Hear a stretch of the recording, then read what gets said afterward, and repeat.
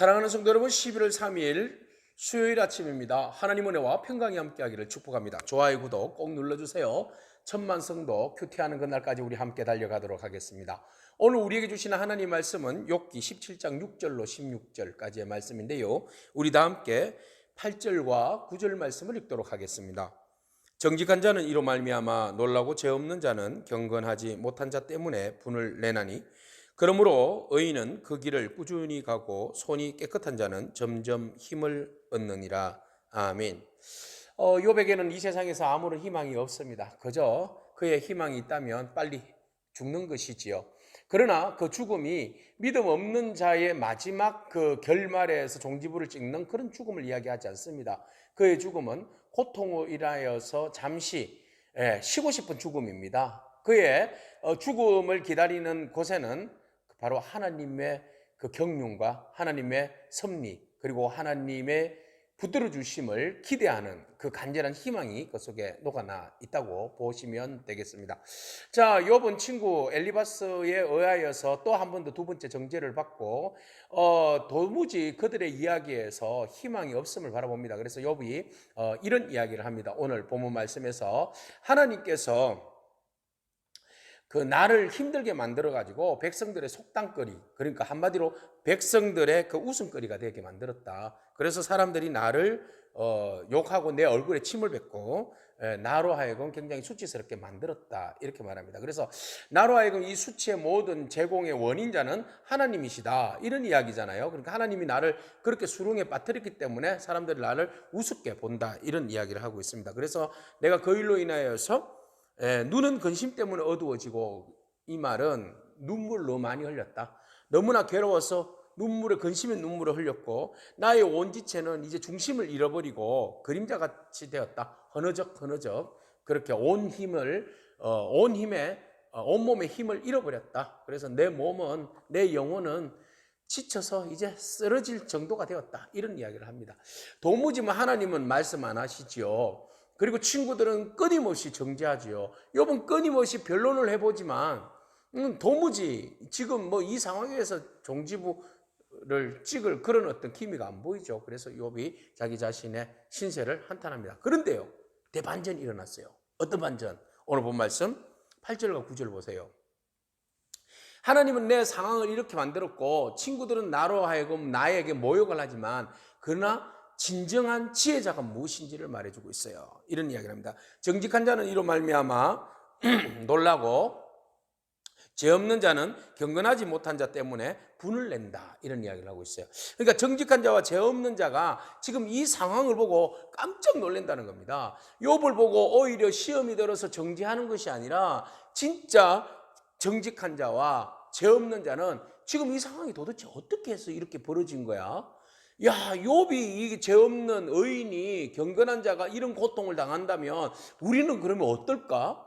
그렇게 해서 그 사람들이 스스로 이 상황에 대해서 친구들이 욕하고 사람들이 경멸하고 침을 뱉고 때리는 것들에 대해서 불을 낸다는 거예요. 진정한 의인들은, 진정한 정직한 사람들은, 진정한 죄 없는 사람들은 이 상황을 보고 놀래며 분을 내는 게 당연하다는 겁니다. 그 다음 보세요. 9절. 그러므로 의인은 그 길을 꾸준히 가고, 이것을 거울 삼아서 우리가 더 하나님 앞에 바로 서야겠구나, 정직해야 겠구나, 이런 생각을 한다는 거예요. 손이 깨끗한 자는 점점 힘을 얻으리라.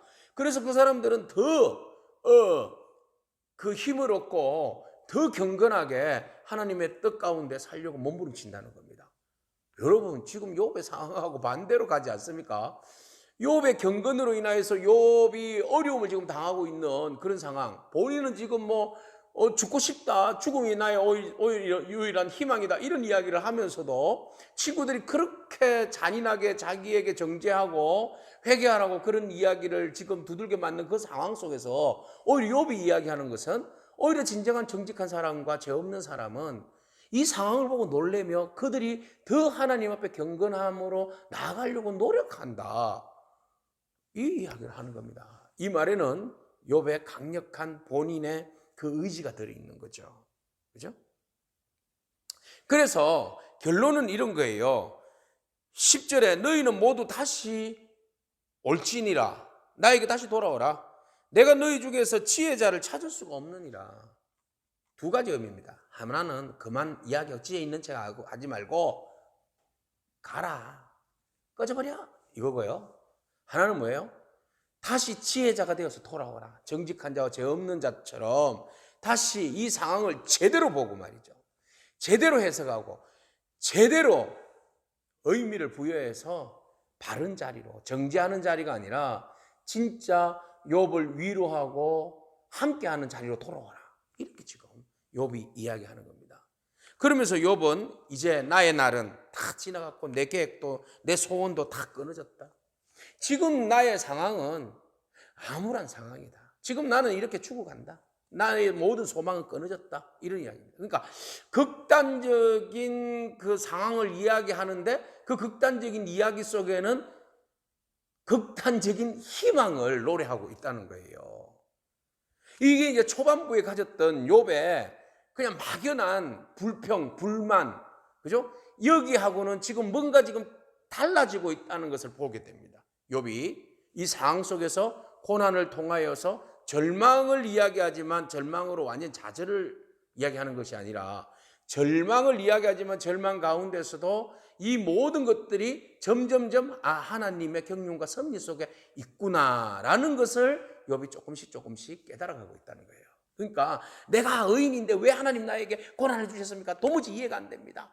그러면서 인과율에 의해서 막 하나님께 대항하고 막 친구들한테 정죄하고 막 나는 의인이야, 나 깨끗해 이런 주장을 하던 욥이 이제 서서히 자기의 고난과 상황을 의연하게 받아들이는 거예요.